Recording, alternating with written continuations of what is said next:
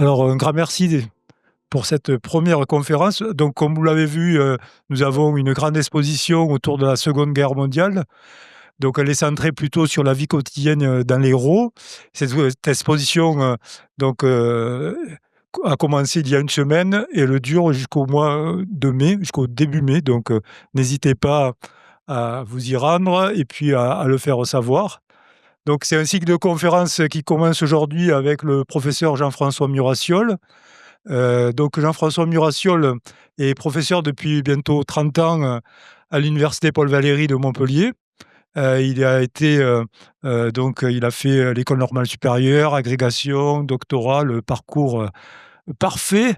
Et Jean-François Murassiol a fait une thèse avec Jean-François Sirinelli, qui est professeur à Sciences Po Paris, qui était à Lille au départ. Et depuis 30 ans, Jean-François Murassiol a énormément publié, puisque je ne vais pas citer tous les ouvrages, mais ça vous donnera quand même des repères importants sur son œuvre et ça vous permettra peut-être de poursuivre la réflexion. Donc on peut citer Histoire de la France libre aux presses universitaires de France dès 1996, Les enfants de la défaite en 1998, donc la France, pendant la Seconde Guerre mondiale, et également en 2002. Histoire de la résistance en France, en presse universitaire de France, en 2003. Les Français libres, l'autre résistance, chez Taillandier en 2009. Avec François Broche, il a également publié Histoire de la collaboration en 2017. Avec Lucie Murassiol, il a fait paraître en 2018 Le dernier compagnon chez Odile Jacob. Et plus récemment, Quand de Gaulle libère Paris, juin-août 1944, également chez Odile Jacob. Et je citerai deux ouvrages aussi encyclopédiques qu'il a dirigés. Donc l'encyclopédie de la Seconde Guerre mondiale, donc il a co-dirigé avec Guillaume Piketty, et le dictionnaire de la France libre, où il y a également plusieurs responsables de la publication. C'est en 2010 aux éditions Bouquin.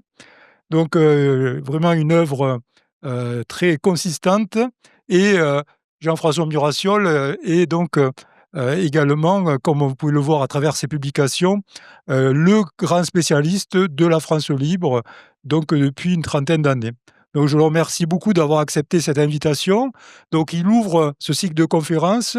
Le 11 décembre, vous aurez une conférence également centrée sur l'Hérault, avec l'Hérault après Montoire, qui sera faite par Hélène Chaubin, qui a été la correspondante de l'Institut d'histoire du temps présent, qui a beaucoup travaillé sur la Corse notamment, et également sur l'Hérault.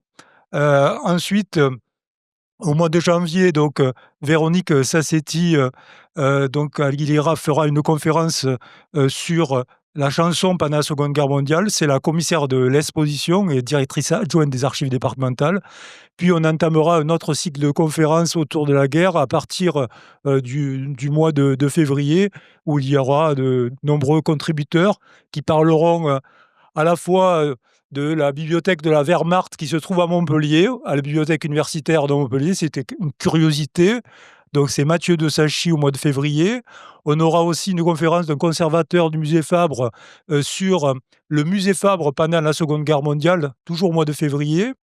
Ensuite, Pierre Maraval, qui est dans la salle, nous fera une conférence également sur les cours martiales à la Libération, dans l'Hérault. Elisabeth Perrier, qui est également dans la salle, évoquera les rafles de 1942 dans l'Hérault. Et on aura aussi une conférence de Solène Michon, qui fera une conférence sur la ruche du Midi. C'est une entreprise qui a été en partie spoliée pendant la guerre, etc., qui était à Béziers et qui avait des succursales un peu partout dans la région. Tout ce programme de conférences, vous l'avez dans la plaquette qui se trouve à votre disposition pour la première partie, puis on aura une seconde plaquette pour le 2026 qui va paraître, je pense, très prochainement, et bien sûr sur le site internet. Donc je vous remercie encore d'être parmi nous et je cède la parole à Monsieur Murassiol. Bien, eh bien, merci beaucoup. J'espère que le son passe bien. Alors, écoutez, je suis tout à fait désolé d'intervenir en visioconférence. Il était prévu une présence physique et puis une série d'événements matériels qui ont fait que cela n'a pas été possible et donc je remercie, chaleureusement les archives départementales, pour leur compréhension et pour avoir accepté donc cette intervention en visio. Un grand merci aussi à Philippe Secondy pour son invitation, sur un sujet qui n'est pas facile et je salue d'ailleurs dans la salle, tout ce qu'il a évoqué, que je connais bien et que j'ai lu avec grand intérêt. Voilà, alors Pétain et De Gaulle, hein, c'est pas rien, hein, c'est 2 monstres sacrés, pour le meilleur et pour le pire et quand Philippe Secondy m'a proposé, cette invitation, j'ai d'abord tout de suite dit «oui», mais ensuite j'ai regretté parce que, en 45 minutes ou une petite heure, c'est très, très compliqué de faire le tour de la question et donc je n'ai absolument pas la prétention d'y parvenir ce soir. Voilà, alors ce que j'aimerais, heu, quelques rappels peut-être pour vous donner une idée de, comment dire? Presque du vertige, historiographique, qui concerne la Seconde Guerre mondiale. Vous savez, enfin, vous ne savez pas peut-être, que la Seconde Guerre mondiale est probablement, l'épisode de l'histoire de l'humanité qui est le plus documenté, voilà, sur lequel on a le plus écrit. Alors, très bon livre, il y en a des moins bons. Heu, dans l'encyclopédie de la Seconde Guerre mondiale que Philippe Secondy a eu la gentillesse de citer, mon collègue et ami Guillaume Piketty m'avait confié, mais ce n'était pas un cadeau, j'en ris, mais sur le moment je n'avais pas ri, la notice historiographique, voilà et j'avais commencé par me livrer alors, une estimation, hein, du nombre de livres publiés depuis 45 sur la Seconde Guerre mondiale dans le monde, Alors c'est une estimation, hein, avec un outil très scientifique qui s'appelle le pifomètre, mais je pense qu'on dépasse les 100 000 livres, les 100 000 livres. Rien que pour la Résistance française, qui n'est qu'une partie de la Seconde Guerre mondiale, hein. Je commence toujours mes conférences par cela parce qu'il faut rappeler, cette espèce d'accumulation absolument incroyable, de l'historiographie. Rien que sur la Seconde Guerre mondiale qui est importante, mais qui est loin d'être le point central de la Seconde Guerre mondiale. On serait bien d'accord, hein. 2000 livres, voilà. Bon. Alors Pétain, De Gaulle, eh ben, on est dans ces eaux-là. Rien que sur De Gaulle, il y a à peu près 250 biographies et il en sort encore chaque année. Voilà, il en sort encore chaque année. Sur Pétain, un petit peu moins, on tourne à peu près une quinzaine de biographies, mais si on décompte l'ensemble des ouvrages consacrés, disons, par extension au régime de Vichy, à la collaboration, on arrive à peu près à un millier d'ouvrages. Voilà, donc on est vraiment devant des masses tout à fait considérables qui sont intéressantes, qui sont significatives et qui nous montrent la fascination et l'intérêt, qu'exerce toujours la Seconde Guerre mondiale. Alors, sur Pétain et sur De Gaulle, hem, je n'ai pas la prétention de faire le tour de la question, ce soir en une petite heure, c'est bien impossible.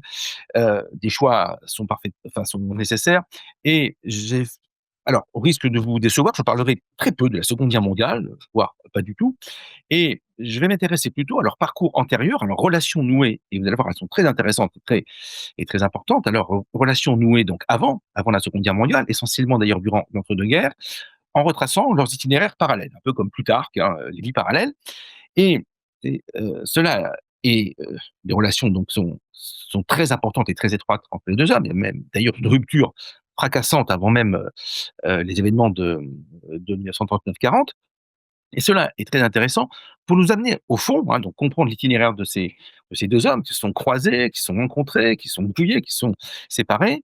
Hem et cela peut, à mon sens, éclairer la question centrale, hein, la question centrale qui est: «Pourquoi cette rupture?» hein et au-delà de, la rupture personnelle entre ces 2 personnages, bah, ce qui nous intéresse ici, c'est évidemment la grande rupture que va provoquer, la défaite de 40 et là, donc ouvrir la page, de la Seconde Guerre mondiale, où ces 2 personnages qui finalement, vers 38-39, alors certes, il y a une brouille personnelle, vous allez voir, une obscure affaire littéraire, mais d'un point de vue idéologique, pas des années-lumière, hein, ils sont pas exactement sur la même ligne, mais ils sont tout à fait compatibles. Hein, il n'y a rien d'irrémédiable, rien d'irréparable sur le plan, on va dire politique, idéologique, qui soit produit entre eux. Qu'est-ce qui va les séparer? Et à travers eux, qu'est-ce qui va couper en 2 la droite française et même la France en 2? Qu'est-ce que Vichy, en définitive? Voilà. Et pourquoi De Gaulle n'est pas vichysois? Alors, je propose donc d'opérer en 3 temps. Dans une première partie, je vais essayer de retracer très rapidement, le les éléments de leur biographie privée, hein, c'est déjà très instructif. Quelques mots dans une deuxième partie sur leur carrière militaire et enfin, troisièmement, bah, les éléments de la séparation, hein et de la rupture qui, survient donc avant même la défaite de 40, qui survient donc à la fin des années. Alors, commençons par les éléments, biographiques, disons par la vie privée. Heu, je c'est peu dire que, sur ce point-là, les origines sociales, les origines familiales, les vies privées des 2 hommes sont extrêmement différentes, hein, alors si ce n'est leur ancrage nordiste commun, on est vraiment en présence de 2 trajectoires de vie qui sont, extrêmement différentes. Alors, première donnée à prendre en compte ici, et qui relève un peu du truisme, c'est quand même le grand écart d'âge. Papa et une général d'écart entre les 2, l'un pourrait être le père de l'autre, hein. Donc, autrement dit, cela veut dire que, en tout cas jusqu'à 1940, comparer les 2 vies est compliqué et il faut toujours garder en tête, avoir en tête que, De Gaulle se trouve constamment en position de subordination, de sujétion vis-à-vis de Philippe Pétain, en tout cas jusqu'en 1940.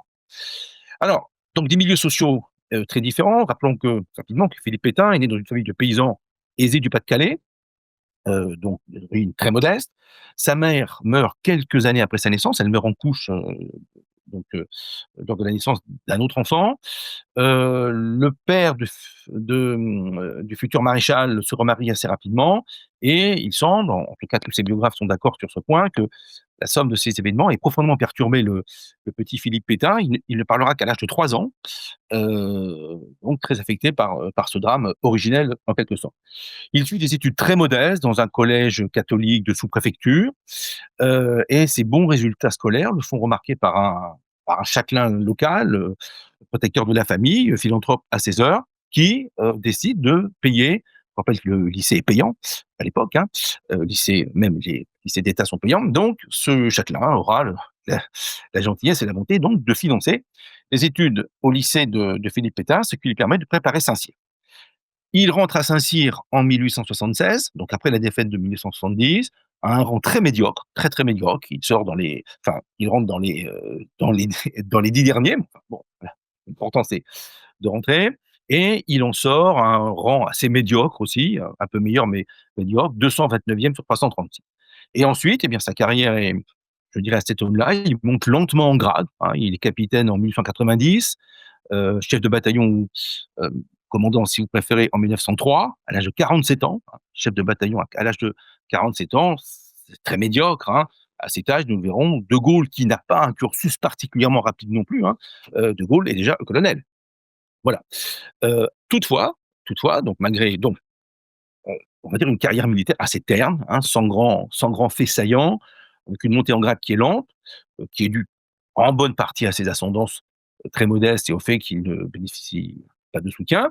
Toutefois, dans cet univers assez terne, hein, le fait qu'il réussit l'école de guerre, l'école supérieure de guerre, il est breveté en 1890, à un rang assez correct. Là, il est 56e de la promotion 90, donc de l'école de guerre, qui, vous le savez, est une sorte de, comment dire, d'ENA de l'armée et qui ouvre au grade supérieur, au grade d'officier supérieur, voire d'officier général. Alors, le général de Gaulle, le futur général de Gaulle, lui, naît dans un milieu très différent. Il est né à Lille, dans un milieu qui est celui de la bourgeoisie, de la bonne bourgeoisie intellectuelle parisienne du côté de son père, par son père, et d'industriels du textile du Nord par sa mère, qui est née Jeanne Maillot, la famille Maillot. Alors, le père, donc un milieu de la bonne bourgeoisie intellectuelle et industrielle. Le père du général Henri de Gaulle, titulaire de 3 doctorats, ce serait presque impossible, titulaire de 3 doctorats et professeur d'histoire dans un collège jésuite, le collège de l'Immaculée Conception à Paris, et les frères du père du général, donc les oncles du futur général, sont tous de brillants intellectuels, parmi eux Jules de Gaulle, donc l'un des oncles de Charles de Gaulle et l'un des meilleurs entomologistes de son temps, donc spécialiste des papillons. Et il y a aussi un grand-père qui était historien. Enfin, voilà, bon, une famille donc d'intellectuels de la bonne bourgeoisie parisienne. C'est important d'ailleurs, hein, vous savez que comment dire le poids des études, l'importance accordée à l'écrit, à l'écriture, sont des traits que l'on retrouvera tout au long de la vie de Charles de Gaulle. Charles de Gaulle a 3 frères et le fort antenne de la famille, ce n'est pas lui, hein. Ses frères sont beaucoup plus brillants, en particulier Xavier, qui est ingénieur des mines, Pierre, son frère cadet, qui est licencié en droit, diplômé de Sciences Po, et qui d'ailleurs fera Pierre de Gaulle, qui fera une très belle carrière d'homme d'affaires dans les années 20 et 30, et qui, alors bénéficiant un petit peu, il faut le dire, de la notoriété de son frère, fera une belle carrière politique aussi sous la 4e et au début de la 5e République. Il sera président du conseil municipal de Paris, il sera également député et sénateur RPF après la Seconde Guerre mondiale. Donc, voilà dans quel milieu naît et vit Charles de Gaulle, qui suit des études très solides, lui aussi, chez les jésuites, à Paris, puis à Bruxelles. Son père l'envoie à Bruxelles au moment de l'affaire des inventaires. Enfin, vous savez, suit la loi de séparation de 1905, donc ne pas que ses études soient perturbées par l'affaire. Il revient ensuite à Paris. Alors, il hésite un moment. Est-ce qu'il épouserait une carrière d'ingénieur comme son frère Xavier, hein, donc ingénieur des mines?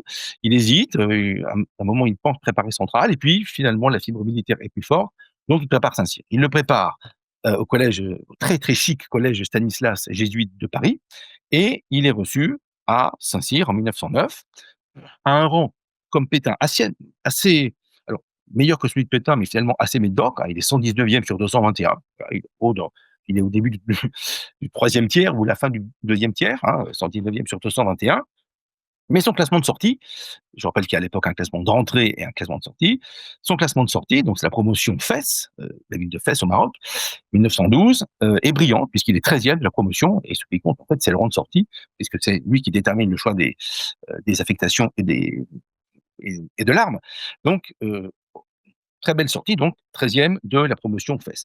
Notons d'ailleurs que cette promotion est particulièrement brillante, puisque en son sein, on compte un futur maréchal de France, le maréchal Juin, et un futur chef d'état-major des armées, le général Bétoir. Et d'ailleurs, ces deux hommes, Bétoir et Juin, euh, resteront très proches de Charles de Gaulle, même si les itinéraires pendant la Seconde Guerre mondiale seront parfois divergents, en particulier pour Juin. Ces liens d'amitié noués donc à Saint-Cyr resteront forts toute la vie. Et d'ailleurs, ces deux généraux figurent parmi les très très rares personnalités politiques ou militaires qui tutoient le général de Gaulle dans les années 30, 40, 50. Et ça a souvent surpris plus d'une personne de voir ainsi le général de Gaulle le tutoyer, donc soit par Juin, soit par Bétoir. La famille dans laquelle naît de Gaulle, politiquement, on est dans ces milieux, je dirais, catholiques, conservateurs, penchant probablement monarchiste, légitimiste, mais sans excès, sans radicalité. Ainsi, le père du général de Gaulle, Henri de Gaulle, donc professeur d'histoire dans un collège jésuite, est un intellectuel ouvert aux idées neuves, et qui, sans être Dreyfusard, refuse de croire. Je rappelle que l'affaire Dreyfus se situe à ce moment-là, hein, en gros entre 1994 et 1906, hein, le cœur de l'affaire. Hein. Sans être Dreyfusard, donc le père du général de Gaulle refuse de croire à la culpabilité de Dreyfus, ce qui est assez rare dans ce type de milieu. Hein, voilà, ce qui dénote donc une certaine indépendance d'esprit. Observons aussi, euh, au risque de faire un peu de téléologie, mais observons aussi, et c'est significatif, que toute la famille de Gaulle entrera dans la résistance. C'est un fait quand même très, très spectaculaire. Le fils, alors, Charles de Gaulle, bien sûr, je n'insiste pas. Bon, on pourrait même dire qu'il l'a inventé. Mais son fils, Philippe de Gaulle, combat dans les forces françaises libres, d'abord dans les FNFL, et ensuite envers le régiment blindé du fusilier marin. Il combat dans les rangs de la 2e DB à des postes très exposés, très exposés. Les frères du général de Gaulle, Xavier et Pierre, sont résistants. Pierre, le futur député de Paris, Pierre combat dans le mouvement CDLL, ceux de la Libération. Il sera déporté. La sœur du général de Gaulle, Marie-Agnès, dont je n'ai pas parlé, elle aussi s'engage dans la résistance. Elle sera déportée. Les enfants de Xavier, le frère du général, donc les, les neveux et nièces du général de Gaulle, s'engagent également dans la résistance. La plus fameuse, hein, c'est bien sûr Geneviève de Gaulle, future Geneviève Antoniose de Gaulle, brillante étudiante à la fin des années 30 à Sciences Po, militera à la défense de la France, déportée à Ravensbrück, où elle revient à l'état de squelette, pesant 44 kilos et à demi aveugle. Et vous savez qu'après la guerre, elle mènera de front une très belle carrière de haut fonctionnaire et de militante ardente des droits de l'homme. Elle est l'une des fondatrices de ADT Quarmonde. Et vous le savez, en 2015, elle rentre au Panthéon, enfin du moins, Sally Couille rentre au Panthéon par la volonté du président Hollande, en compagnie de Pierre Brossolette, de Germaine Tillon et de Jean Zay. J'allais dire de Pierre Cotte, mais non, bien sûr, de Jean Zay. Et son frère, Roger, neveu du général de Gaulle, s'évade de France par l'Espagne en 1943 et combat au sein des armées de la libération, en particulier au sein de la très gaulliste première DFR. Donc, alors, on a des exemples de familles entières qui ont basculé dans la résistance, et vous verrez que même les pièces rapportées sont eux-mêmes des résistants. D'ailleurs, monsieur Antonio, le mari de Geneviève de Gaulle, est un résistant, et vous verrez que le futur gendre du général de Gaulle, le Alain de Boissieu, est lui aussi un résistant. Alors, on a bien sûr beaucoup d'exemples de familles qui ont entièrement basculé dans la résistance, mais tout ça dénote quand même un certain milieu où on peut dire un patriotisme très ardent, comment dire, règne. Voilà. Pour ce qui est de leur vie privée, bon, sans nous appesantir, parce que bon, c'est pas central non plus. Et puis, nous ne sommes pas, c'est pas une conférence de gala ou de voici, mais disons que, on va dire les choses rapidement, que c'est peu dire que les vies privées de Philippe Pétain et de Charles de Gaulle sont en tout point opposées. Voilà. Bon. Alors, du côté de Pétain, les choses sont assez complexes en fait. Ce qu'il faut bien comprendre, c'est que la position sociale de Philippe Pétain est très délicate dans la France, on va dire, de la fin du 19e siècle ou du début du 20e siècle. Si on employait des concepts de la sociologie moderne, on pourrait dire que Philippe Pétain est en quelque sorte un entre-deux social. Il est dans un entre-deux social. Officier sans fortune, et je vous rappelle qu'à l'époque, les soldes sont maigres, ce qui d'ailleurs freine la démocratisation du corps des officiers sous la Troisième République. Il faudra attendre la quatrième pour que les soldes vraiment montent. Donc, officier sans fortune, il ne peut espérer faire un beau mariage et épouser une fille de la bourgeoisie pour entrer véritablement dans la bourgeoisie. Et en même temps, il est impensable non plus, sa position sociale d'officier l'empêche d'épouser une riche paysanne. Je vous rappelle qu'il vient lui-même des milieux paysans. Il est fils de paysan, ou on va dire la fille de petits rentiers. Et cette situation, qui est un peu celle aussi, toute proportion gardée d'ailleurs des instituteurs au même moment, eh bien, l'amène petit à petit, bon gré mal gré, je dirais, au célibat. Alors oui, Pétain est un célibataire, mais je dirais peut-être pas forcément de conviction, peut-être plus de raison. Un célibataire endurci, il multiplie les conquêtes, il fréquente assidûment les maisons closes et mène une vie qui n'est pas celle, on va dire, d'un modèle de vertu. Il se marie sur le tard, à 60 ans passés, en 1920, avec Eugénie Ardon, de 18 ans, sa cadette, et bien évidemment, donc, il n'aura jamais d'enfant. Alors, Charles de Gaulle est au contraire, pourrait-on dire, l'incarnation, il est le contraire de cela, il est l'incarnation des valeurs privées de la bourgeoisie catholique du temps. Et à son retour de Pologne, en 1921, il a alors 31 ans, c'est assez âgé pour l'époque, mais souvenez-vous qu'il y a eu la guerre. Donc, à son retour de Pologne, nous verrons ce qu'il a fait en Pologne dans quelques instants. Donc, il a 31 ans, il épouse donc Yvonne Vendroux, fille d'industriel de Calais, que ses parents ont choisi pour lui. On est dans un mariage arrangé, bon, tout à fait classique dans ces familles. Le couple aura 3 enfants, Philippe, qui naît la même année, Philippe de Gaulle, donc le futur combattant des forces navales françaises libres et futur amiral, qui est né en 1921, Élisabeth, en 1924, qui épousera donc Alain de Boissieu, grande figure de la 2e DB, compagnon de la Libération et lui-même futur général, et enfin leur fille Anne, vous savez, handicapée, qui naît trisomique en 1928 et qui est décédée en 1948.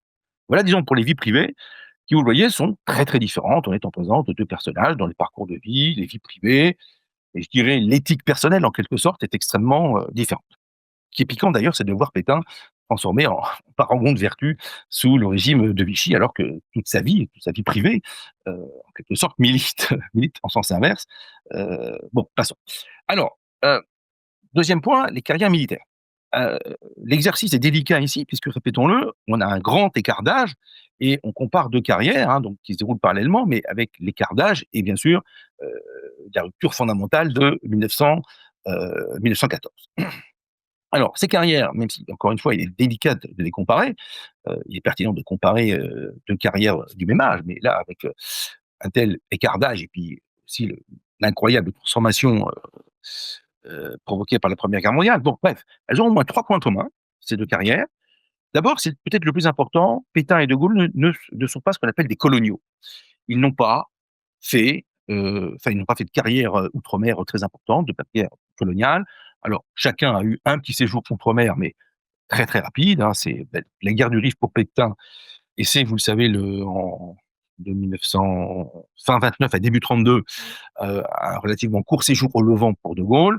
Voilà, donc ce sont des carrières strictement métropolitaines, Et pour dire les choses simplement, il n'y a pas de mystique impérial. Voilà, hein, l'un et l'autre ne sont pas des mystiques de l'Empire et de sa grandeur, à la différence d'autres généraux ou d'autres officiers de leur génération, par exemple un Juin pour De Gaulle ou par exemple un Lyautey pour Marshal Pétain. Deuxièmement, ces carrières ont toutes les deux été marquées par un incroyable coup du destin. La Première Guerre mondiale pour Pétain, la Seconde pour De Gaulle. Et enfin, à leur façon, tous les deux ont été des rebelles dans l'institution. C'est-à-dire qu'à des moments différents et sur des positions différentes, tous les deux ont assumé, non sans un certain courage, bien de prendre des positions qui allaient à l'encontre de la doctrine dominante du moment, sans d'ailleurs que cela nuise à leur carrière. Il n'y a pas eu de sanctions. Il n'y a pas eu à subir quand on regarde la montée en grade. Bon, bah, elle n'a pas été freinée, enfin, ni accélérée, ni freinée par ses positions de rebelle. Alors, peut-être commençons par le futur maréchal Pétain. Répétons-le, il mène, de sa sortie de Saint-Cyr en 79 à 1914, une carrière très terne, sans éclat, d'un officier pauvre qui manque d'appui. Alors, il est breveté de l'école de guerre, certes, mais il est bataillon comme 1900, chef de bataillon comme 1903, colonel en 1912. Alors, d'ailleurs, colonel en 1912, ça veut dire qu'il est à quasiment 56 ans. C'est extrêmement tard, c'est vraiment très très tard.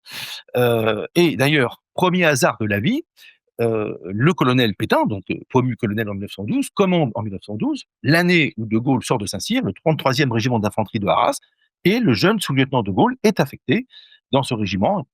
Et c'est de là, donc 1912, même si Pétain cède assez rapidement le commandement de ce régiment, c'est de là que date la rencontre, et immédiatement, il y a un attrait de Pétain pour De Gaulle.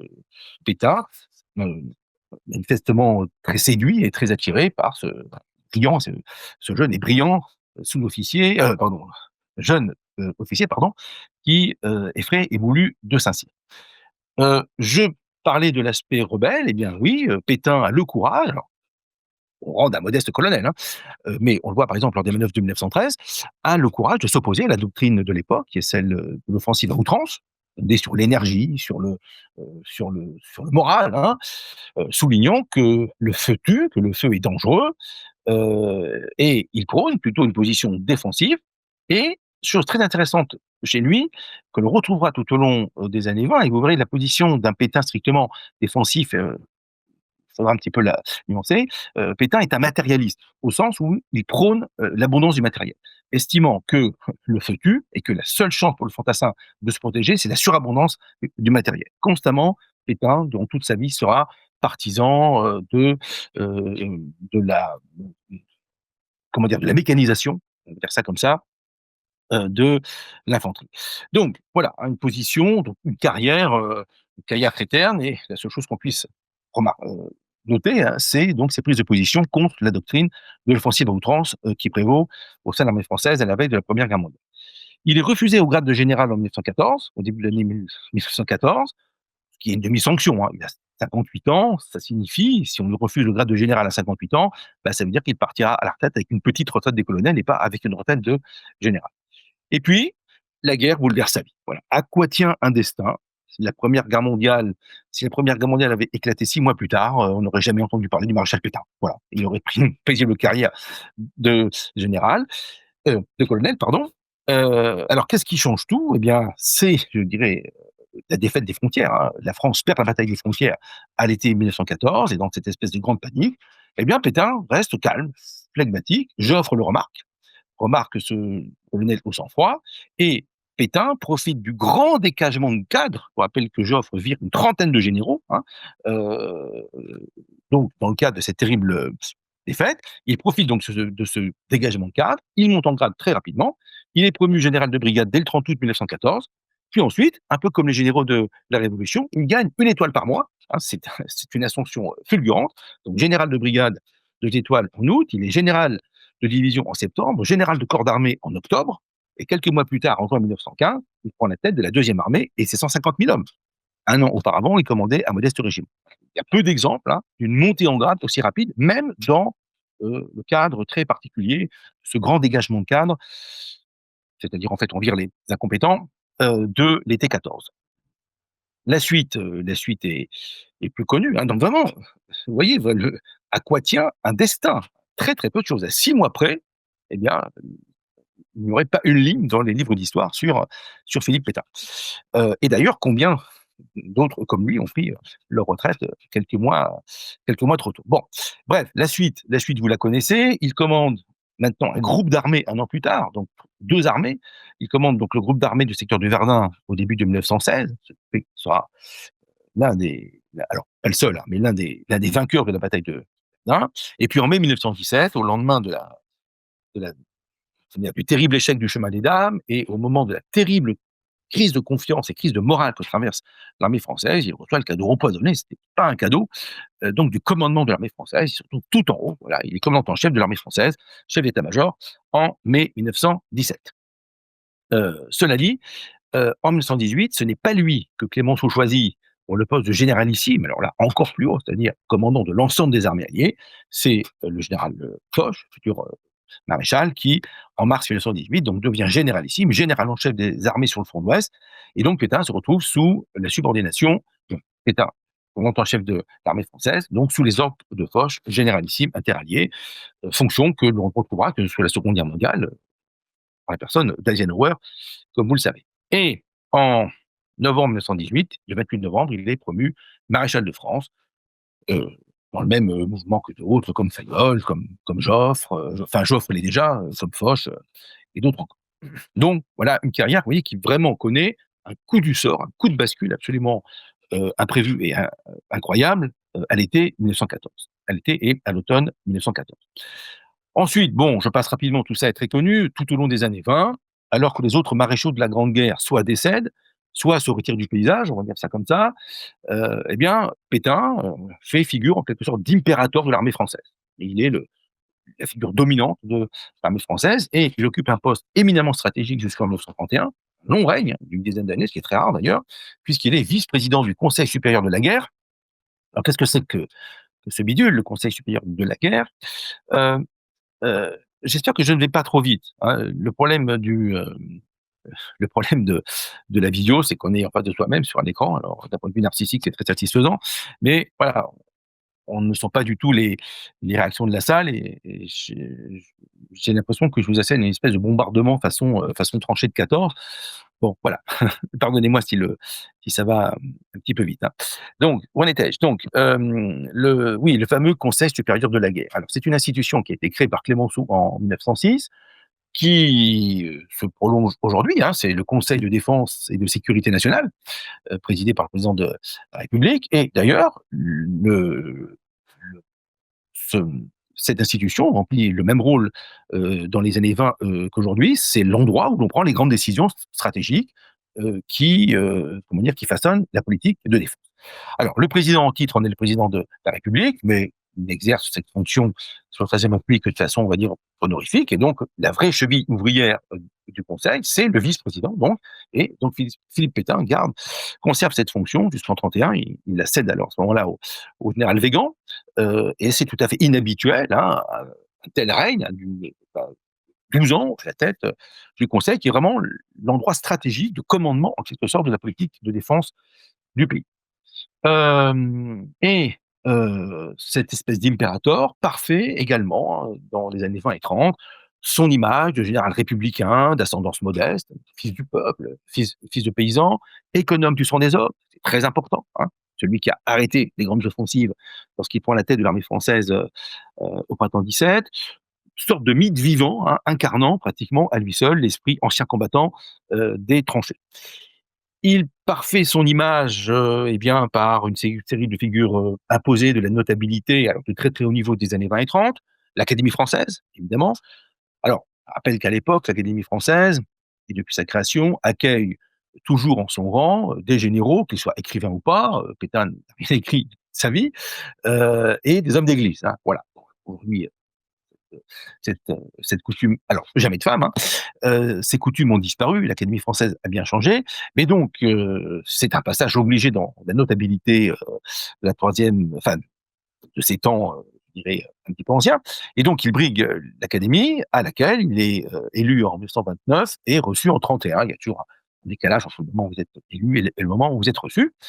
Et vous verrez pourquoi j'insiste sur cela, parce que l'Académie française, ce sera l'un des l'un des points de départ de la brouille entre Pétain et De Gaulle. Il est ministre de la guerre en 1934 dans le cabinet Doumergue. Alors bon, éphémère cabinet, on est sur la Troisième République, ça dure un peu moins d'1 an. À titre personnel, il aurait préféré l'éducation nationale, hein, c'est intéressant à noter. Et en 1937, Camille Chautemps, président du Conseil Front Populaire, nomme ce maréchal à la solide réputation républicaine. Hein, personne ne doute du républicanisme de ce maréchal, le fils du peuple en quelque sorte. Hein. Camille Chautemps donc le nomme au poste très délicat et très compliqué d'ambassadeur auprès du gouvernement de Franco, alors que la guerre d'Espagne n'est pas encore terminée. Poste que Pétain abandonnera qu'en juin 40 pour devenir le 16 juin 1940 président du Conseil après la démission de Paul Reynaud et après avoir été nommé par le président Albert Lebrun. Alors, la carrière de Charles de Gaulle, la carrière militaire de Charles de Gaulle, je garde un petit regard sur l'heure, ça va, c'est encore un petit peu de temps, se distingue de celle de Pétain par, je dirais, la cruelle expérience des combats de première ligne, que Pétain n'a pas connu. On ne peut pas lui en tenir rigueur. Pétain n'est pas un combattant de première ligne, trop jeune pour avoir participé en tant que simple soldat à la guerre de 70 et d'un grade trop élevé pour avoir, je dirais, subi les affres les plus terribles de la guerre. Charles de Gaulle, lui, les connaît dans sa chair. Il est engagé avec son régiment, le 33e régiment d'infanterie, celui que Pétain a commandé en 1912, hein, dans les Ardennes. Il est blessé dès le 15 août 1914, hein, au bout de 2 semaines de guerre, blessure par balle, grave, au genou. Il est opéré à Paris, s'ensuit une convalescence assez longue. Il est promu au grade de capitaine en janvier 1915. Il retourne au front. Il est une seconde fois blessé, cette fois-ci à la main. Il est plus rapidement remis et il est une troisième fois blessé, cette fois-ci très gravement à Verdun, le 2 mars 1916, et fait prisonnier en même temps par les Allemands. D'ailleurs, on le croit mort, et c'est la raison pour laquelle d'ailleurs il sera cité au titre de l'armée, dans la mesure où on le croit mort, il est prisonnier. Donc, 2 mars 1916, fin de la guerre, enfin, du moins, basculement de la guerre pour De Gaulle. S'ensuit 32 mois, 32 longs mois de captivité en Allemagne, ponctué de 8 tentatives d'évasion, hein, c'est un as de l'évasion, ce qui lui vaut d'ailleurs l'envoi dans la forteresse d'Ingolstadt, en Bavière, où le régime est particulièrement sévère et qui est réservé en quelque sorte aux as de l'évasion, hein, et qui donc on réserve cette espèce de forteresse cadenassée. Hein. Alors, il y côtoie du beau monde, l'aviateur Roland Garros, le futur général d'armée Georges Catroux, qui d'ailleurs restera toujours proche de lui et que l'on retrouvera, c'est le seul général 5 étoiles qui se ralliera, il est plus âgé que De Gaulle, hein, il a une quinzaine d'années de plus. Hein. Donc Georges Catroux, donc il a côtoyé dans la forteresse d'Ingolstadt, et le seul général 5 étoiles qui se soit rallié à De Gaulle à la France libre en juin 40. Hein. Ou encore le futur maréchal soviétique Tukhachevski, qui sera fusillé par Staline, et avec lequel d'ailleurs De Gaulle semble s'être bien entendu, puisqu'il partage la même cellule à Ingolstadt. Donc 32 mois de captivité, et De Gaulle donc a très mal vécu cette captivité. Il a le sentiment de rater sa guerre. Il est profondément vexé. Il est pourtant décoré de la Légion d'honneur et de la Croix de guerre avec l'étoile d'argent au terme de la guerre. Notons que les 4 frères de Gaulle, hein, il y a 4 frères, ont tous les 4 été mobilisés. Ça, c'est assez normal. Et tous les 4 sont revenus vivants de la Première Guerre mondiale, ce qui est très rare, ce qui est statistiquement très rare. Voilà. Alors, donc De Gaulle n'est que capitaine en 1918, il a gardé son grade acquis donc en janvier 1915. Et donc, vous voyez, la Grande Guerre, qui a été un fantastique accélérateur de carrière pour Pétain, a plutôt été, au contraire, un frein pour De Gaulle. Hein. Aussi, entend-il rattraper le temps perdu, et c'est la raison pour laquelle il se porte volontaire pour le corps expéditionnaire, qui est alors formé pour aller porter secours, pour former l'armée de la jeune République polonaise née du traité de Versailles, et qui se situe, vous savez que on dit que Dieu était de très mauvaise humeur quand il a créé la Pologne, hein, puisqu'il a placé entre l'Allemagne et la Russie. Hein, c'est pas la situation la plus favorable qui soit. Et donc, la France envoie un corps expéditionnaire, surtout de formateurs de cadres, hein, pour encadrer, pour former la jeune République polonaise, d'autant qu'elle est soumise à une très forte pression militaire de la part des bolcheviks. Hein, elle a une petite guerre d'ailleurs en 1919-1920. Et d'ailleurs, c'est assez amusant, le capitaine de Gaulle se retrouve alors combattre Tukhachevski, hein, qui est l'un des généraux en chef de l'armée rouge à ce moment-là. Donc il reste 1 an et demi en Pologne, d'avril 19 à janvier 21. il rentre en France à ce moment-là et la première intervention de Pétain, hein, donc Pétain se souvient de ce jeune lieutenant qu'il avait croisé pour la première fois à Arras en 1912. Pétain, l'a fait Pétain, en quelque sorte, commence à se pencher sur le berceau du petit De Gaulle. Bon, je dis n'importe quoi.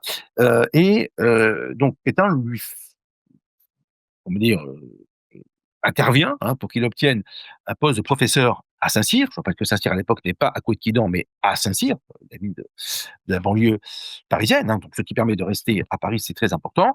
Et ce poste de professeur à Saint-Cyr permet de préparer tranquillement l'école de guerre, ce que De Gaulle fait, et école de guerre où il est admis. Et encore une fois, l'école de guerre, c'est l'école des généraux, qui est donc où il est admis en 1922. Et à partir de ce moment-là, 21, 21 professeur à Saint-Cyr, 22 l'école de guerre,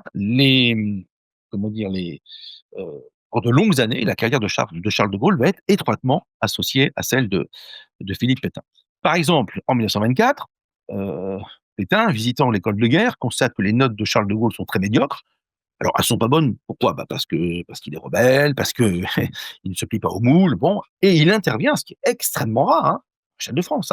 Il intervient pour faire remonter les notes de son protégé, et mieux encore, en 1927, il interviendra pour que le général de Gaulle, enfin, pardon, qu'est-ce que je raconte? Capitaine de Gaulle, c'est pas général, loin de là, pour que le capitaine de Gaulle prononce 3 conférences dans le site prestigieux de l'école de guerre, dans l'amphi Foch, ce qui est tout à fait inhabituel, et honneur encore plus invraisemblable, le maréchal, physiquement, en personne, viendra assister aux 3 conférences, ce qui oblige pratiquement tout l'état-major à être présent. Et donc, le capitaine de Gaulle fait en quelque sorte la leçon au gratin de l'armée française. Bon, il est vraiment le protégé du maréchal Pétain, on ne peut pas plus faire, on ne peut pas mieux faire. Notez aussi qu'à partir de 1925, il est attaché directement à l'état-major du Pétain pour donc de longues années. Notez le thème des 3 conférences, donc des 3 fameuses conférences que De Gaulle prononce en 1927, en présence du maréchal, et par voie de ricochet, tout le monde se croit obligé de venir et pratiquement le gratin de l'armée française.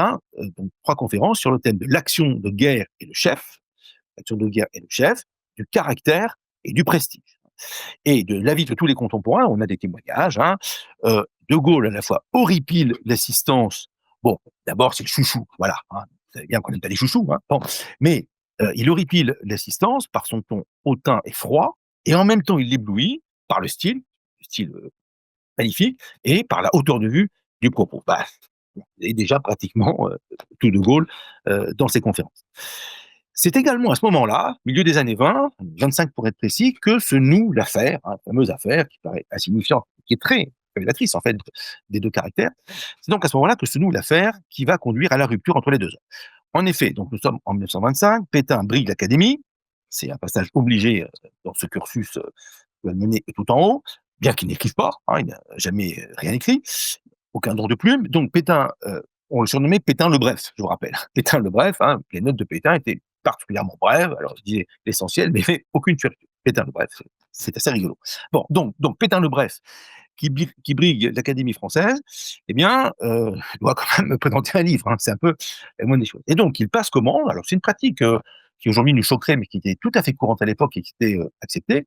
Il passe commande d'un ouvrage dont le titre provisoire est Le Soldat, d'un ouvrage qui retracerait l'histoire donc du soldat français à travers les arts. Voilà. Et il en confie la rédaction à Charles de Gaulle, qui a remarqué la plume, les 2 plumes, et il est entendu que bien sûr Pétain signera le livre. C'est une pratique tout à fait courante. Et Pétain considère que c'est un travail de service, qu'il est le chef du service, donc il signe. Et le titre provisoire de l'ouvrage est Le Soldat. De Gaulle passe 2 ans sur le manuscrit, qui est achevé en 27, on commençait en 25, achevé en 27, et je laisse le suspense, je reprendrai l'affaire un tout petit peu plus loin, et vous verrez, c'est la publication de cet ouvrage qui va amener à la brouille entre les 2 hommes. Alors, De Gaulle continue sa carrière, il quitte l'état-major du maréchal Pétain en 27 pour 2 commandements, l'un à Trèves en Allemagne, de façon, dire de juillet 27-29, puis à l'état-major des troupes du Levant. Le Levant, c'est la Syrie et le Liban, donc 2 mandats que la SDN a confiés à la France, 2 anciennes possessions turques du mandat de la SDN, qui donc ont été confiées à la France par la conférence de San Remo d'avril 1920. Et donc à l'état-major des troupes du Levant, il reste 2 ans et demi, de fin 29 à début 32.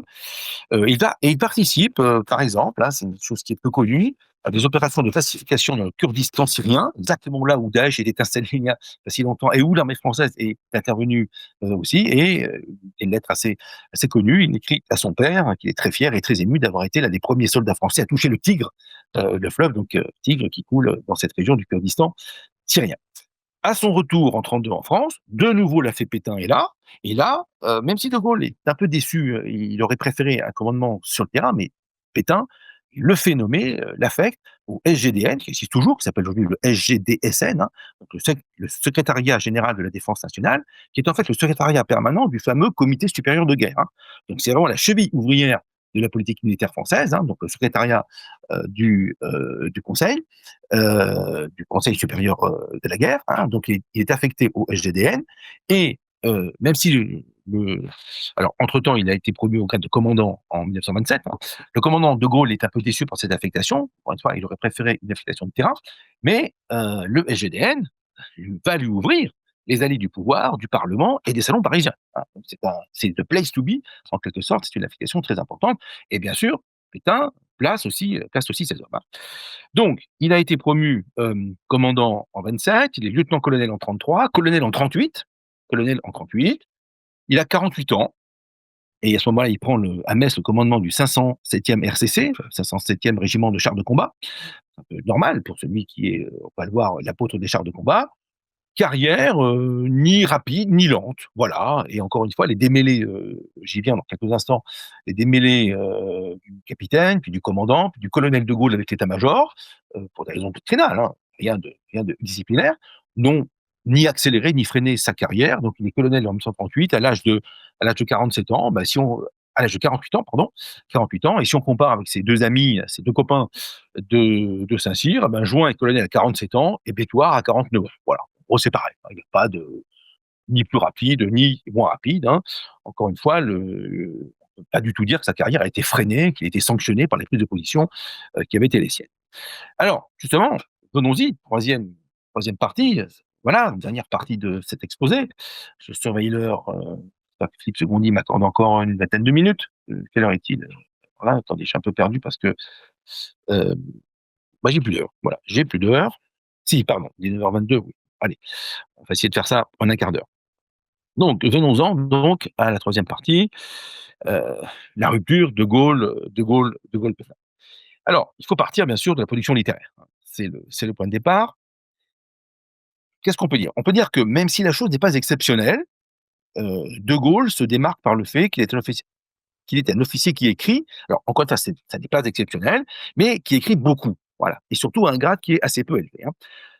Ça c'est rare, hein. Donc qu'il y ait des officiers qui écrivent, c'est assez courant, hein, enfin assez courant, disons, ça se fait, voilà, ça se rencontre. Mais lui vraiment, ce qui frappe chez De Gaulle, c'est la production très importante, pas moins de 4 ouvrages durant l'entre-deux-guerres, hein, qu'il signe de son nom, hein, donc La discorde chez l'ennemi en 1924, et qui sont des ouvrages de réflexion militaire qui dépassent souvent le simple cadre militaire, hein, on est dans le politico-militaire, comme on dirait aujourd'hui, hein. Donc, La discorde chez l'ennemi en 1924, où il analyse les causes de la défaite allemande de la fin de la Première Guerre mondiale, Le fil de l'épée, 1932, qui est une espèce d'éthique de l'officier, et on voit en creux d'ailleurs se dresser le portrait du grand homme, hein, voilà.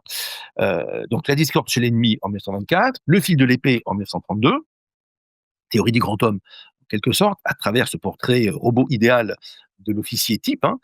Vers l'armée de métier en 1934, alors qui est le grand livre doctrinal, avec des limites d'ailleurs, nous verrons. Et puis La France et son armée, vers l'armée de métier 4, et puis La France et son armée, qui est le fameux livre qu'aurait dû signer Pétain, et que De Gaulle donc publie sous son nom, et sous un titre différent, donc en 1938, La France et son armée, sur laquelle je reviendrai, car c'est un ouvrage, au-delà de la querelle littéraire, de paternité littéraire entre les deux hommes, c'est un ouvrage très intéressant sur le fond aussi, hein. Donc La France et son armée, publié en 1938 chez Plon.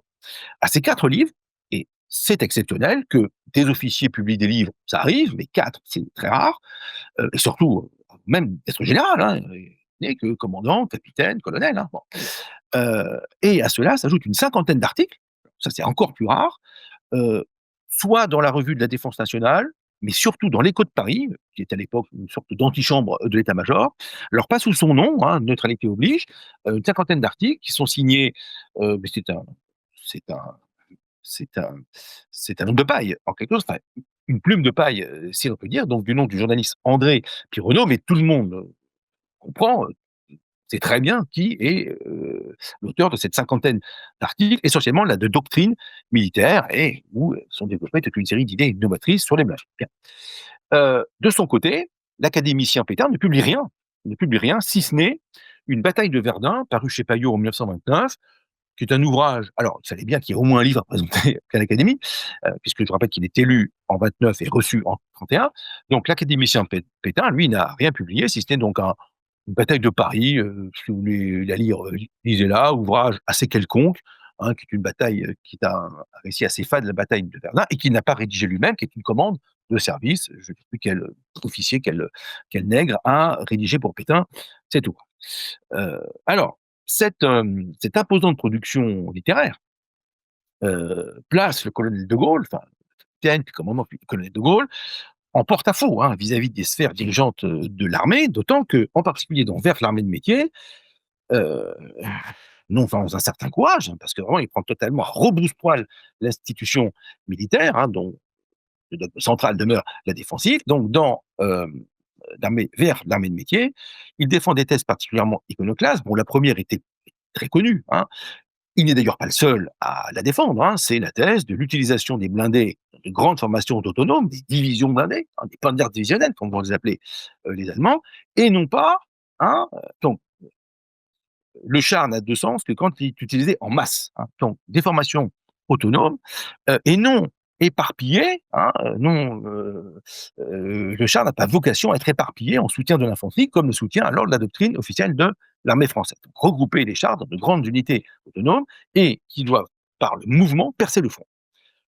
Alors, cette doctrine-là, enfin, cette thèse-là, pardon, elle va certes à rebours de la doctrine officielle de l'armée française au même moment, mais elle n'est pas d'une originalité folle, hein. Vous la retrouvez dans la plume d'autres auteurs, le général Etienne en France ou à l'étranger, le britannique Fuller, et puis on va parler des Allemands dans quelques instants.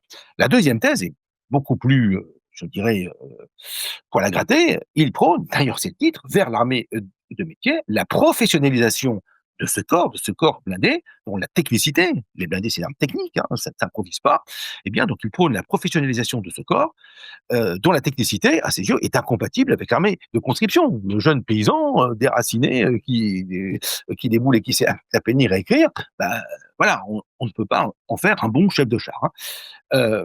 Et enfin, troisièmement, et là aussi, poil à gratter, nécessité d'aligner la diplomatie sur cette stratégie offensive. Euh, Ça suppose aussi une révision de la diplomatie et des alliances françaises.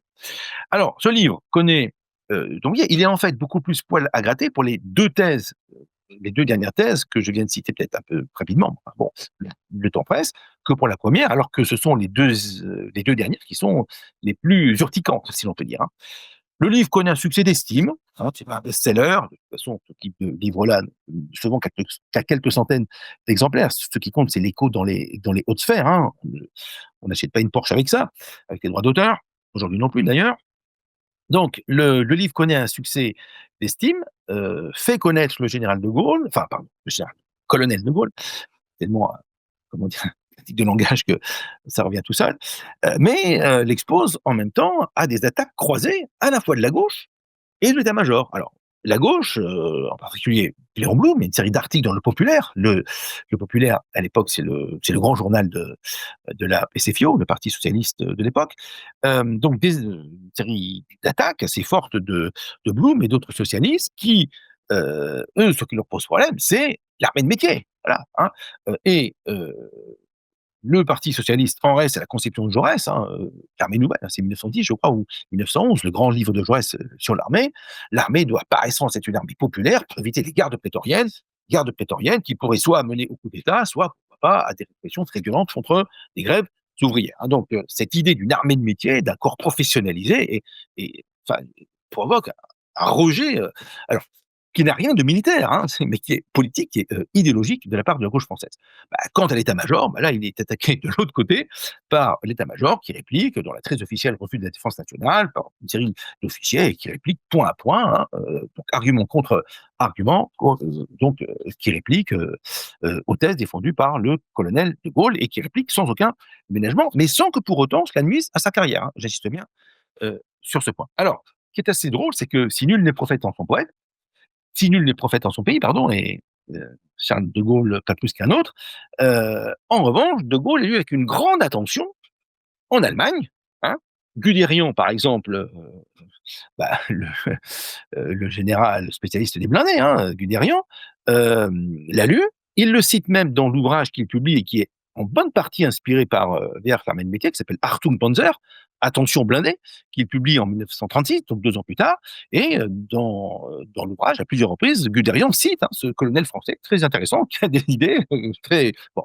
Il est lu aussi par Albert Speer, l'architecte du Führer et futur ministre de la production du Reich en 1942, et par Hitler lui-même, on le sait, hein, c'est documenté tout ça, et dans plusieurs conversations privées, Hitler, donc qui lit des choses, Hitler il lit, hein, il lit beaucoup Hitler, hein. Donc il lit une traduction allemande, l'ouvrage est traduit en allemand, hein, et dans une traduction allemande, Hitler a lu l'ouvrage, on sait qu'il a dit beaucoup de bien à ses familiers, et voilà, et qu'il avait beaucoup appris en lisant ce colonel de Gaulle totalement inconnu.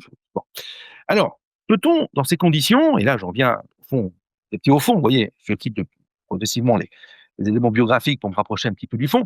Dans ces conditions, peut-on opposer, là, disons à la fin des années 30, deuxième moitié des années 30, un jeune de Gaulle novateur et lucide à un Pétain vieillissant, sclérosé et arc-bouté sur une doctrine défensive dépassée? Bon. Alors, d'abord, c'est largement avoir une lecture ici rétrospective de l'histoire, hein, c'est tranché à la lumière de ce qui s'est passé pendant la Seconde Guerre mondiale. Et puis, surtout, les choses sont plus compliquées que cela. Les choses sont plus compliquées que cela, et du côté de Pétain, et du côté de Gaulle.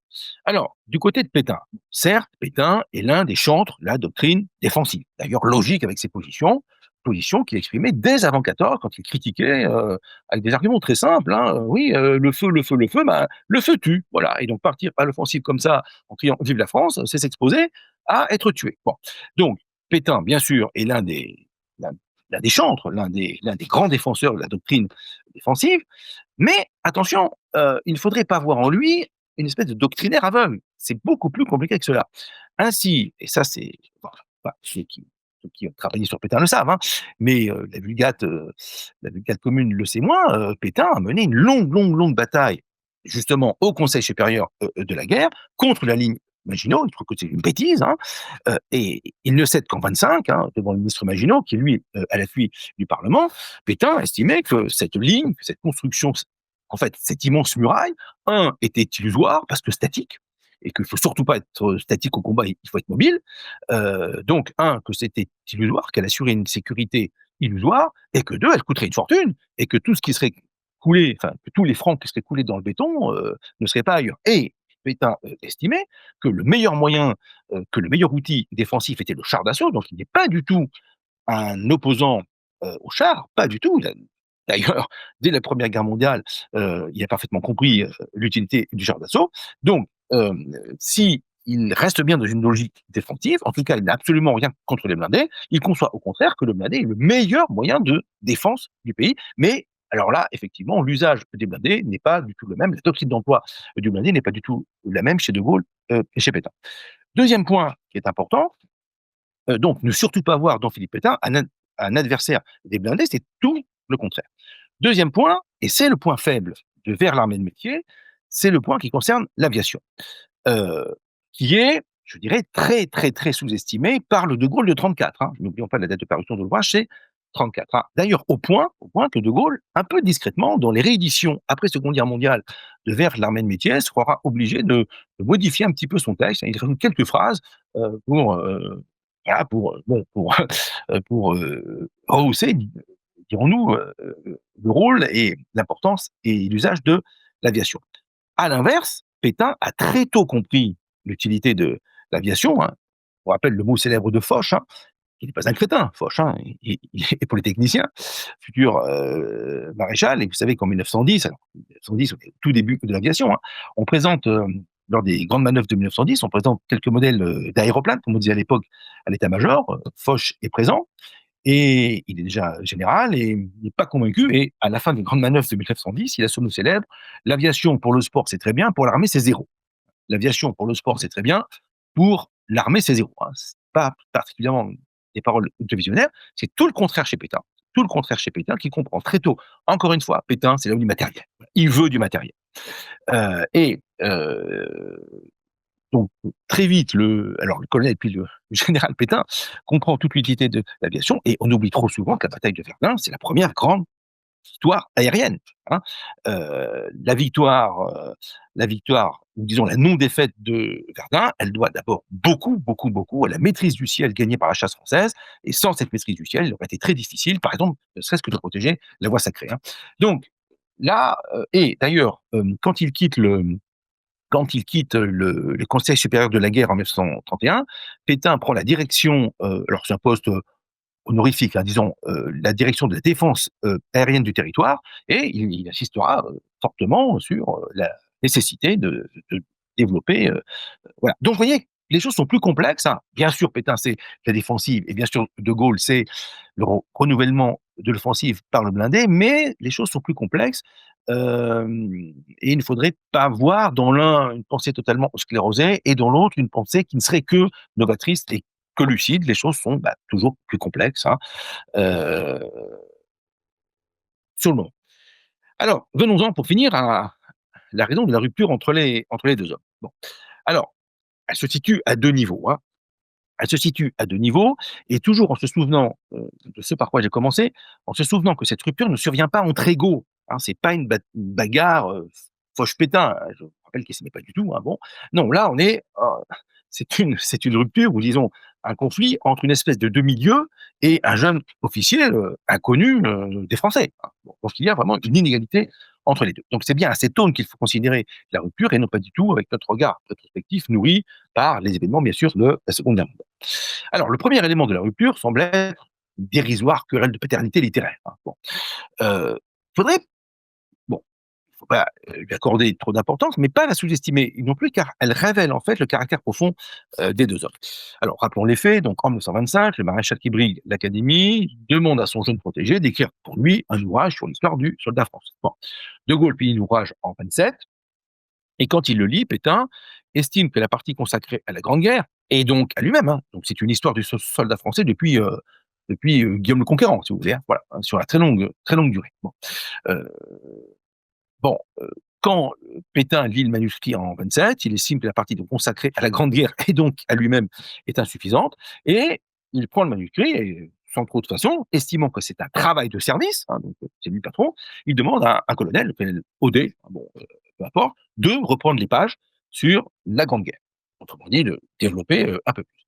De Gaulle refuse, hein, et piqué dans son orgueil littéraire, donc il refuse qu'un autre que lui réécrive ce passage-là, et le livre va dormir dans un placard. Voilà, le livre va dormir dans un placard, et le maréchal est élu à l'Académie en 29, malgré donc l'absence de cet ouvrage.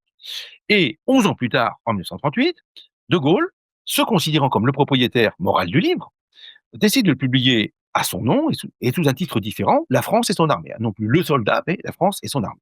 Notons d'ailleurs que durant ces 11 années, l'ouvrage a évolué, hein, et il ne se limite plus à une simple étude, on va dire tactico-tactique, hein, du soldat français à travers les âges, mais il est devenu, sous la plume d'un De Gaulle qui a gagné en maturité, un ouvrage de réflexion politique, et qui mesure les avantages et les mérites les avantages et les mérites militaires des différents régimes politiques que la France a connus, puisqu'on a sur la longue durée, sur 1000 ans d'histoire, à travers le temps. L'ouvrage paraît chez Plon en 38, sous le nom donc de Charles de Gaulle. Pétain tente d'abord de s'opposer à la publication. Il y a des rencontres entre les deux hommes, à lire, comment on dirait en rugby, viril mais correct, hein, bon. Le maréchal finit par s'incliner. L'ouvrage paraît bien chez Plon, mais la querelle rebondit pour la dédicace. De Gaulle veut dédicacer l'ouvrage au maréchal, en précisant d'ailleurs que l'idée vient de lui. Pétain intervient directement auprès de l'éditeur pour faire modifier la dédicace. De Gaulle accepte, mais modifie la modification. Pétain veut ensuite la remettre. Bon, bref, ça n'en finit pas. Hein. Et même si De Gaulle finit par céder et finit par accepter toutes les modifications de la dédicace que réclame Pétain, il lui crée même vos désirs étant pour moi des ordres. Hein, voilà. Il n'empêche que la rupture se fait sur deux, deux amours-propres ou deux orgueils qui s'affrontent. La rupture se fait sur cette affaire, hein, qui peut paraître insignifiante. Pour Pétain, Pétain est furieux de l'orgueil démesuré et l'ingratitude scandaleuse de son ancien protégé, et De Gaulle est profondément choqué, profondément sûr de son bon droit d'écrivain, est profondément choqué par la prétention du vieux maréchal qui veut signer un livre qu'il n'a pas écrit. Voilà. Bon. Les deux hommes ne se rencontreront qu'une seule fois après cela, hein, en juin 40, lors des événements de la défaite. Alors, cela étant, et ce sera le dernier point, vraiment le tout dernier point, la rupture se situe aussi à un niveau beaucoup plus élevé, un niveau politique. Alors, c'est ici poser finalement une question alors très compliquée, à laquelle je vais répondre de façon assez schématique, parce que le temps nous manque. Quelles sont les opinions politiques du colonel de Gaulle, le colonel Motor, comme l'appelle la presse, enfin une certaine presse, il n'est pas très connu, hein.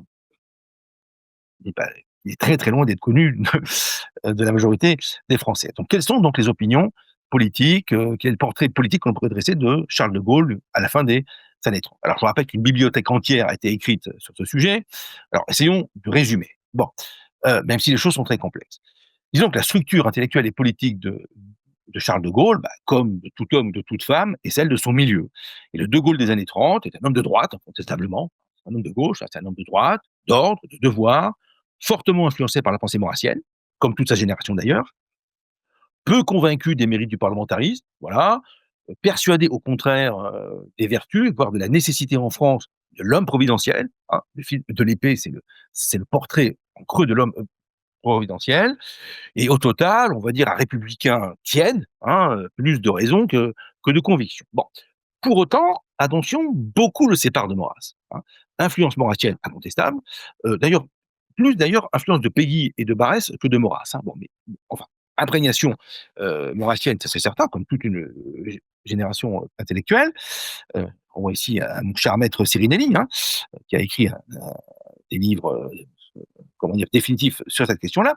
Donc, imprégnation, mais beaucoup le séparent de Maurras. D'abord, De Gaulle n'est pas un homme de système. C'est pas un doctrinaire comme les Charles Maurras, hein, qui est un doctrinaire pur et dur, façon bolchevique. Hein, c'est un doctrinaire, il y a des lignes, et puis les lignes sont droites et pas de biais. Hein. Au contraire, la pensée de De Gaulle est flexible, il est prêt à la contradiction et il est prêt à accepter des perspectives différentes des siennes. En outre, pas de traces chez De Gaulle d'antisémitisme ou de xénophobie, alors que c'est quand même des points centraux de la doctrine maurassienne, et ce qui est fort rare à la fin des années 30, y compris à gauche. Hein, bon. Et enfin, surtout, répétons-le, De Gaulle est un homme ouvert. Par exemple, le seul engagement qu'on lui connaisse, hein, le seul engagement, c'est-à-dire la seule fois où il a pris une carte de quelque chose, hein, le seul engagement qu'on lui connaisse est l'adhésion, en 1938, à l'Association des Amis de Temps Présent. Alors, qu'est-ce que c'est que l'Association des Amis de Temps Présent? Bah, c'est une association qui est créée en 1937 pour soutenir le journal Temps Présent que Stanislas Fumet, bon, qui est très connu, Stanislas Fumet veut lancer et qui prend la suite d'ailleurs d'un autre journal qui le précède et qui s'appelait 7. C'était un hebdomadaire qui passait tous les 7 jours, hein, donc Temps Présent. Et l'orientation politique de Temps Présent, c'est ce qu'on appelle à l'époque le personnalisme. Hein. Emmanuel Mounier ou Jacques Maritain en sont les grandes figures.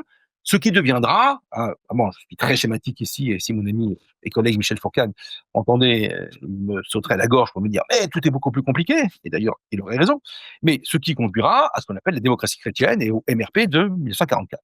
Et cette position-là, de chrétien, on va dire, de chrétien, peut-être pas de gauche, mais enfin, en tout cas, de chrétiens qui, par exemple, refusent de cautionner la croisade franquiste en Espagne au même moment. Hein. Bah, ces démocrates chrétiens ou ces personnalistes, ils sont la bête noire de Maurras. Bon, bah, c'est quand même assez significatif que le seul engagement officiel, en quelque sorte, hein, le seul encartement que De Gaulle, d'ailleurs, rompt hein, avec la tradition de neutralité de l'armée. Je vous rappelle que les officiers ne votent pas, hein, ils n'ont pas le droit de vote hein, jusqu'en 45, hein, et cela.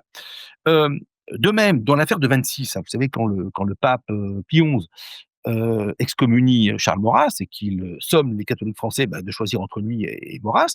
Par exemple, le jeune Leclerc, à l'époque, alors si vous cherchez un maurassien, il est là, hein, pur et dur, hein, Leclerc choisit le pape, choisit Maurras, pardon, contre le pape. De Gaulle, donc ça, cette affaire ne semble même pas l'avoir effleuré, hein. Voilà, c'est pas du tout son problème, hein. Euh, en outre, la petite notoriété littéraire que lui qu'a ouverte pardon, au général de Gaulle, euh, enfin non, pardon, euh, la notoriété littéraire qu'il a acquise lui a ouvert aussi, hein, et puis aussi sa fonction au sein du secrétariat général de la Défense nationale, lui a ouvert, on est à Paris, voilà, les portes des salons parisiens, les portes des lieux parlementaires, où il se frotte à des idées fort diverses, à des hommes extrêmement différents.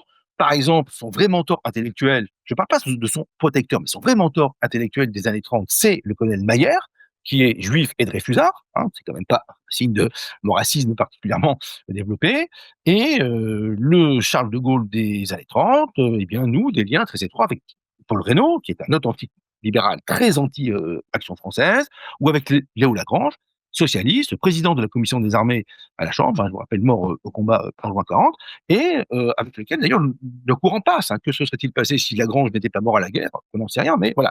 Donc, vous voyez, c'est imprégnation maurassienne, on ne peut pas dire le contraire, mais les choses sont beaucoup plus complexes. C'est un homme qui est ouvert à des influences donc venues d'ailleurs. Et puis, quand on lit vers l'armée de métier, eh ben, là aussi, on s'aperçoit que les choses sont plus compliquées qu'il y paraît.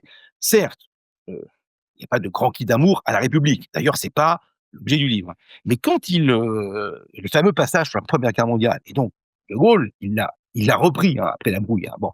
Et quand on lit le passage sur la Première Guerre mondiale, et quand De Gaulle, à la fin du chapitre, tente de dresser le bilan, en quelque sorte, de la conduite de la guerre par la République, il dit, oui, désolé, le régime républicain, il a montré sa force et son efficacité, et ça c'est très important pour De Gaulle, il a su secréter en son sein l'homme providentiel, l'homme fort, Clémenceau, en 1917. Donc il le porte au crédit du régime républicain au moment où, vous savez, Maurras, pour lui, la République, elle est condamnée et condamnable, point final. Voilà.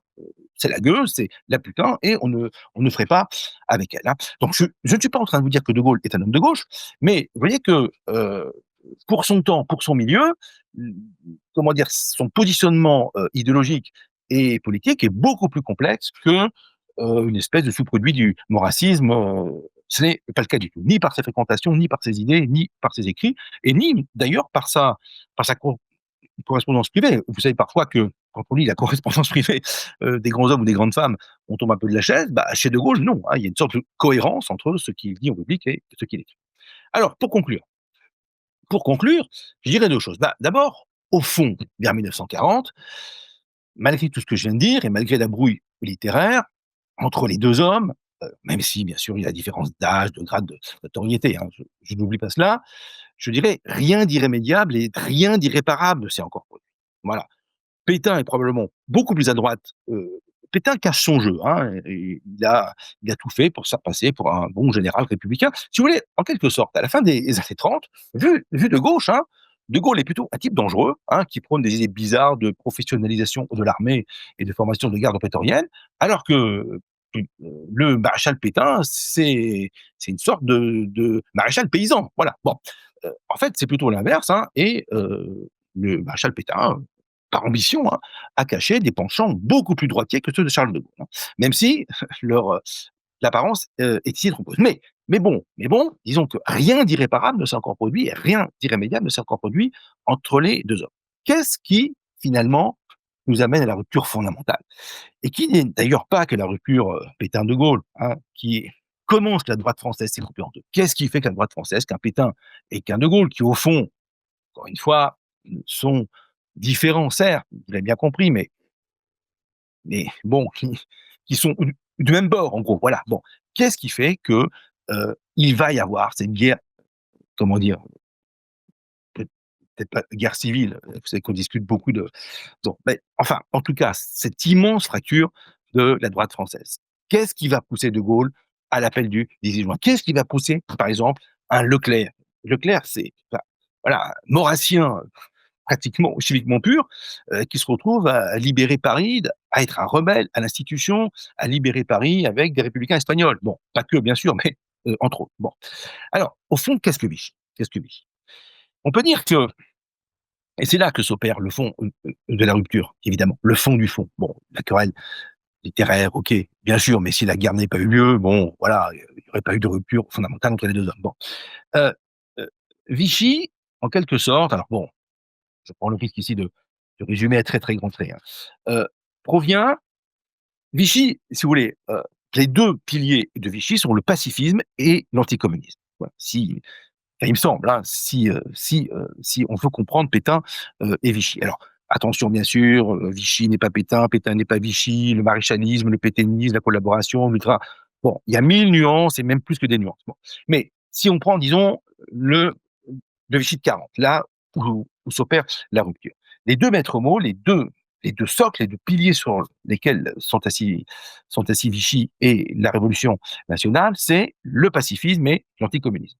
Et ce qui est très intéressant, c'est que vous avez au même moment, par la suite de multiples fractures, à la fois de politique intérieure, de politique internationale, de bouleversements militaires, vous avez deux mouvements tectoniques qui se produisent dans la France des années 30.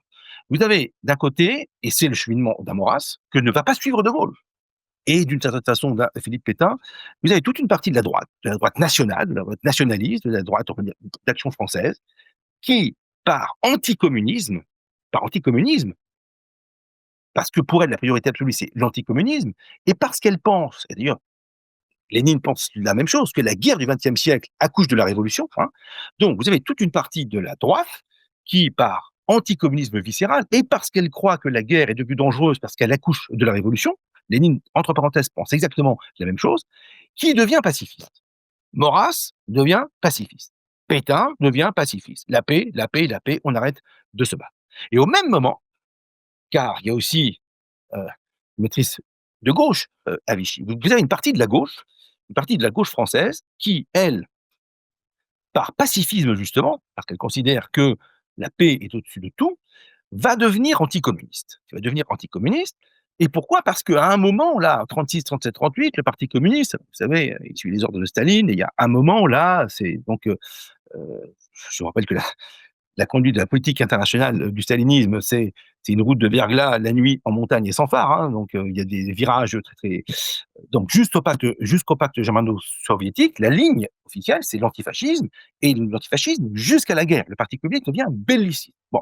Et donc, ça a profondément chauffé toute partie de la gauche pacifiste, en particulier à la CGT. Alors, attention, la CGT qui est réformiste à l'époque, hein, et à la SFIO. Et donc, vous avez au même moment toute une partie de la gauche française qui, elle, fait le chemin inverse et qui, elle, par pacifisme, devient anticommuniste, profondément choquée par l'attitude du Parti communiste qui réclame des avions, des armes pour l'Espagne et, enfin, l'entrée en guerre. Je vous rappelle que, bien sûr, que Vichy penche à droite, très majoritairement à droite. Bon, mais vous avez des hommes de gauche à Vichy, vous avez toute une partie du syndicalisme français qui a basculé du côté de Vichy, et le premier ministre du Travail du régime de Vichy, alors même si ces hommes, au bout d'un moment, certains partiront, d'autres resteront, René Belin, René Belin, premier ministre du Travail de Vichy, inspirateur de la charte du travail, le grand texte social et corporatiste de Vichy, c'est l'ancien secrétaire général de la CGT. C'est quand même assez décoiffant. Et je vous rappelle que la majorité des députés socialistes ont voté les pleins pouvoirs au machin. Alors, pas tous, hein, pas Blum, hein, mais que la grande majorité d'entre eux, et même des radicaux, ont voté donc les pleins pouvoirs au maréchal Pétain le 10 juillet 40. Bon, donc, et au même moment, vous avez des cheminements inverses qui s'opèrent. Vous avez des hommes de droite, comme, comme Charles de Gaulle, qui se souviennent que, que la priorité absolue, c'est pas l'anticommunisme, mais c'est la défense de la nation. Et vous avez des hommes de gauche qui, au même moment, se souviennent que le pacifisme intégral, il vous conduit dans le contexte, hein, je ne parle pas en général, hein, mais dans le contexte des années 30, le pacifisme intégral, il vous conduit, hein, c'est plutôt, mourir pour Danzig, hein, de Marcel Déat, ancien socialiste, hein, il vous conduit à un bout de chemin, s'appelle avec Mussolini et avec Hitler.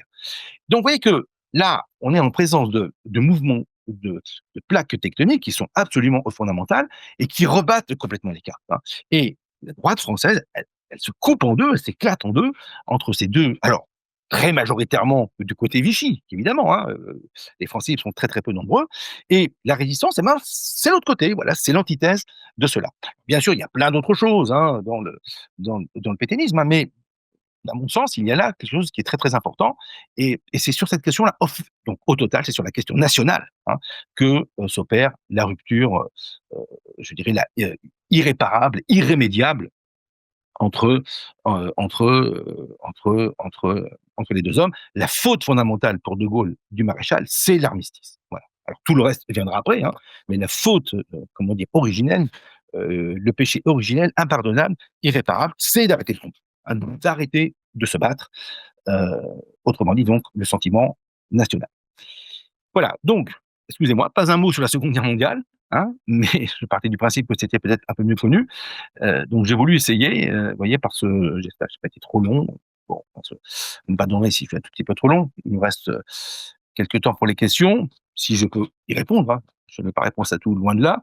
Vous voyez, j'ai préféré comment dire, reprendre un petit peu le cheminement de ces deux hommes, finalement très très différents, hein, très très différents, qui ont, à un moment, se sont rencontrés, une dizaine d'années de collaboration assez étroite, hein, très étroite entre les deux hommes, même s'ils sont sur un pied vraiment d'inégalité, hein, une espèce de dieu vivant et puis un jeune officier, et qui finissent par se séparer, un peu sur des questions littéraires, même si c'est ça rappe très fort, hein.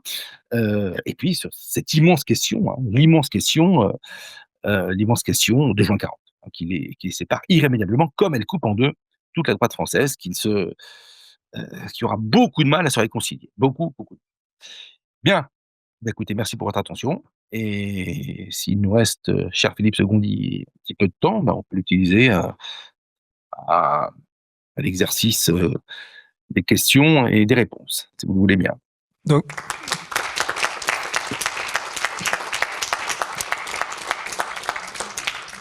Donc, un grand merci pour cette brillante et passionnante Pardonnez-moi conférence. pour le ton très rapide. Hein. Bon, c'est le problème de la visio, on ne se rend pas compte. Hein. Et deux, je me rends compte que c'était, voilà, bon, comme toujours, je ne finis jamais mes cours et mes programmes, vous l'avez bien compris, et voilà, donc c'est un péché, c'est un défaut plutôt récurrent, et je m'en excuse bien platement. Donc, on va passer la parole à la salle s'il y a quelques questions pour Monsieur Murassiol. Je voulais vous demander, vous avez fait allusion à la position de la famille de Gaulle qui finalement était plutôt dreyfusarde. Je voudrais savoir quelle est l'origine de l'antisémitisme de Pétain, puisque tout le monde sait que Pétain, à peine arrivé au pouvoir, a promulgué le statut des Juifs. Et deuxièmement, que en faisant ce statut des Juifs, je crois on a trouvé les brouillons, on les a publiés récemment, il s'est montré d'un antisémitisme virulent. Oui. Alors, je me permets de reprendre sur un point, peut-être que je me suis mal fait comprendre. La famille de Gaulle n'est pas dreyfusarde, hein, n'allons pas jusque-là. Henri de Gaulle n'est pas dreyfusard, simplement, et c'est déjà beaucoup pour un homme de sa position et de son milieu, il refuse de croire à la culpabilité de Dreyfus. De là, militer pour sa réhabilitation, il y a un pas. Donc, pas dreyfusard, mais disons pas anti-dreyfusard. Ça, c'est certain. Sur l'antisémitisme de Pétain, bon, pas de lumière particulière. C'est tout simplement, bah, il épouse comment dire, une, enfin, une façon de voir qui est extrêmement répandue dans la France de l'entre-deux-guerres et particulièrement dans les milieux militaires. Voilà. Est-ce qu'il y a une cause particulière? Est-ce qu'il y a un traumatisme particulier? J'avoue que j'en sais rien. Là, il faudrait aller relire les biographes de Pétain. Je vous signale d'ailleurs une excellente biographie qui a été publiée il y a quelques années de Bénédicte Vergès-Chaignon, et qui surtout reprend, que j'ai un peu pillé d'ailleurs, et qui avance beaucoup d'éléments nouveaux sur la biographie de Pétain, hein, en particulier sur le jeune Pétain, le jeune officier. Donc, oui, Pétain antisémite, ça c'est certain. Il a bien caché, hein, et il y a dans comment dire, dans les calculs politiques et dans les prises de position politiques du maréchal Pétain des années 30, une espèce comment dire, de dissimulation, hein, de sentiments très droitiers, hein, et l'image qu'il a de général, proche du peuple, économe du sang des hommes, d'ascendance très modeste, donc en un mot, de brave général républicain, il l'a cultivé, tout en cachant bien son jeu et en particulier, oui, un antisémitisme personnel. Pétain est antisémite, hein. Laval ne l'est pas, en tout cas pas qu'on sache, hein, même si, il endossera toute la politique, hein. Je suis pas en train de vous dire que c'est un type sympathique, hein, ni qu'il a fait des choses bien, mais effectivement, vous avez parfaitement raison, Pétain est un antisémite convaincu, d'où cela vient, là je pourrais pas vous répondre directement, mais bon, vous avez une espèce d'imprégnation, antisémite très forte en France, hein, très, très forte dans la France, disons, ce mouvement antisémite repart à partir des années 1880. Ça c'est bien étudié et il progresse, particulièrement durant l'entre-deux-guerres. Et bon et les lois antisémites, hein, le premier statut des Juifs d'octobre 1940, il est spontané, hein, il y a aucune demande allemande, hein, les Allemands font ce qu'ils ont à faire en zone nord, mais c'est spontanément de son propre chef, et je dirais librement que le régime de Vichy édicte ce premier statut des Juifs, puis ensuite un second en juin 41, si j'ai bonne mémoire, qui est encore plus dur d'ailleurs que le premier. Merci. Alors une autre question? Un préalable quand même, il se pourrait que je me trompe, mais vous disiez, à juste titre, me semble-t-il, enfin vous êtes infiniment plus compétent que moi, mais que De Gaulle était plus barrésien que maurassien. Est-ce que et c'est ce à quoi je voulais en venir, le fils, je crois que c'est le fils de Maurice Barrès, Philippe Barrès, a été probablement un des premiers à écrire une biographie dans les années 30 de Gaulle. C'est le premier. C'est le Oui. premier, c'est bien ça? Je crois qu'elle date de 40. Je crois qu'il l'écrit, il faudrait vérifier. Mais avant que De Gaulle ne soit celui qu'on connaît et Oui, qui est vous avez raison. connu par le grand public. Et je voulais Absolument. justement vous demander ce que vous pensiez de cette biographie. Alors bon, oui, alors vous avez parfaitement raison, Philippe Barrès, hein, donc le fils de Maurice Barrès, rejoint la France libre, hein, c'est comme quoi, vous voyez, heu, on a on a des cheminements, comment dire? La défaite de 40, c'est vraiment le crash test, voilà, et c'est là que les destins divergent, hein. C'est vraiment là. Bon, alors c'est une biographie qui est très intéressante, qui forcément est tronquée puisque vous n'avez pas toute la Seconde Guerre mondiale et tout, ce qui suit. Si j'ai bonne mémoire, il faudrait, là, je parle sans mes notes et donc faudrait vérifier, mais je crois que c'est un ouvrage que la France libre diffuse pour faire connaître le général de Gaulle et en particulier un public anglo-saxon, hein. Donc c'est un texte qui est très intéressant, c'est la première biographie qui effectivement, 40 si j'ai bonne mémoire, j'espère que je ne dis pas de bêtises. Je l'ai lu il y a très longtemps, hein, pour être tout à fait franc, je l'ai lu quand je préparais ma thèse, et voilà, donc disons qu'elle est très factuelle, hein, de mémoire, elle est très factuelle et elle présente De Gaulle comme, disons, un bon patriote français qui mène, un juste combat. Mais c'est effectivement la première biographie d'une longue liste, hein, puisqu'on est, à au moins 200 d'ailleurs. Je vais citer si vous voulez lire des bons livres, je vais citer l'excellente biographie de Pétain de ma collègue Vergès Chaignon, sur De Gaulle, le dernier qui vient de paraître, c'est la très belle biographie de Julian Jackson, cet Anglais qui aime beaucoup la France, et très, très intéressant. Et c'est bien d'avoir le point de vue d'un historien non français, britannique. Très beau texte. Alors long livre, hein, mais bon voilà, c'est un beau cadeau à faire pour Noël. C'est un livre qui se lit, très bien. Alors je ne sais pas, je crois qu'il est traduit, mais Jackson parle très bien le français. Mais je pense qu'il a écrit, en anglais et que l'ouvrage a été traduit. C'est Non. paru il y a 2 ans, je crois. Une autre question? Bien. Bon, un grand merci encore à professeur Murassiol. Ben, merci à vous, je vous en prie.